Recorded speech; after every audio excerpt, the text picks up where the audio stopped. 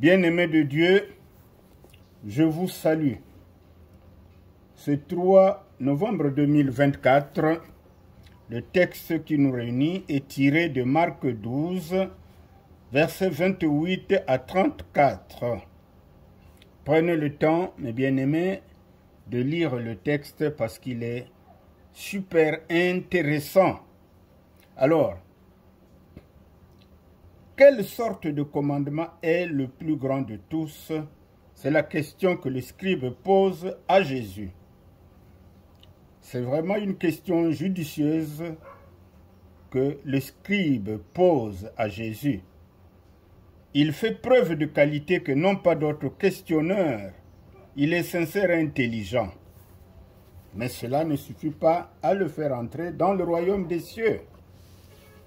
Les commandements auxquels fait allusion le scribe sont consignés en Exode 20, communément appelés les 10 commandements ou décalogues, mais aussi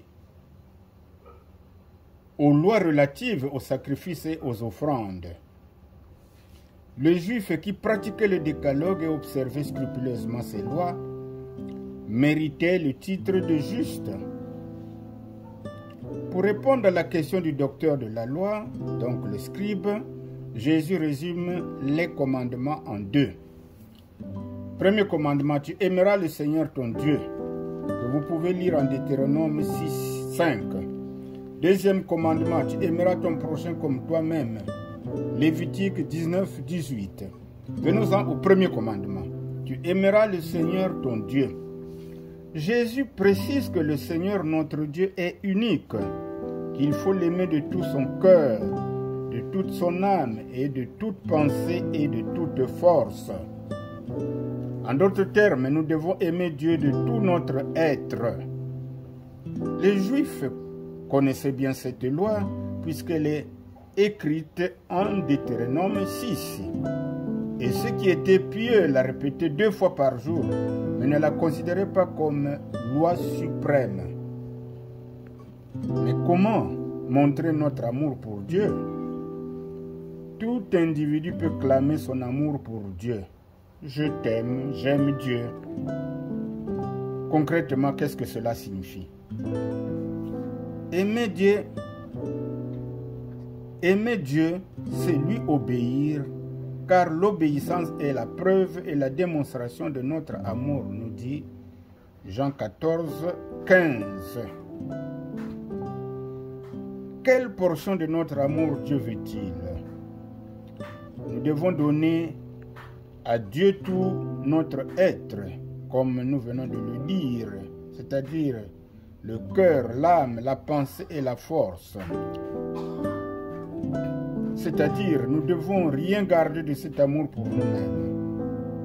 Nous devons donc lui offrir, sinon nous offrir comme victime vivante et sainte, capable de lui plaire. Romains 12, 1. Deuxième commandement, tu aimeras ton prochain comme toi-même. Si les 4 premiers commandements du décalogue sont consacrés à Dieu, c'est-à-dire Exode 23 à 9, les 6 derniers traitent de la manière dont nous devons aimer notre prochain. Exode 22 à 17. Qui est notre prochain? Rappelons-nous que les Juifs considéraient seulement les autres Juifs comme leurs prochains. Mais Jésus étend la portée de ce terme au-delà. Pour Jésus, tous les hommes dans le besoin sont nos prochains. Et la parabole du bon samaritain illustre bien la définition du prochain que Jésus actualise en Luc 10, 25, 37. Mais comment devons-nous aimer notre prochain? Notre amour sur notre prochain doit refléter l'amour pour Dieu.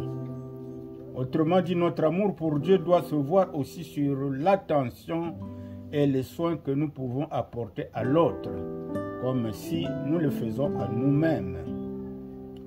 Ce que nous voulons pour nous, nous devons le vouloir pour notre prochain. Jésus, en le disant, c'est que l'homme naturel s'aime avant tout. mais c'est souvent un amour égoïste. Plutôt, il s'agit de nous aimer les uns les autres comme Christ nous a aimés. Et il nous a tellement aimés qu'il a donné sa vie pour nous. Et nous pouvons dire que le scribe a dû comprendre l'esprit de la loi de Dieu, que la vraie obéissance est une disposition intérieure d'un cœur qui accepte de se soumettre à la volonté de Dieu.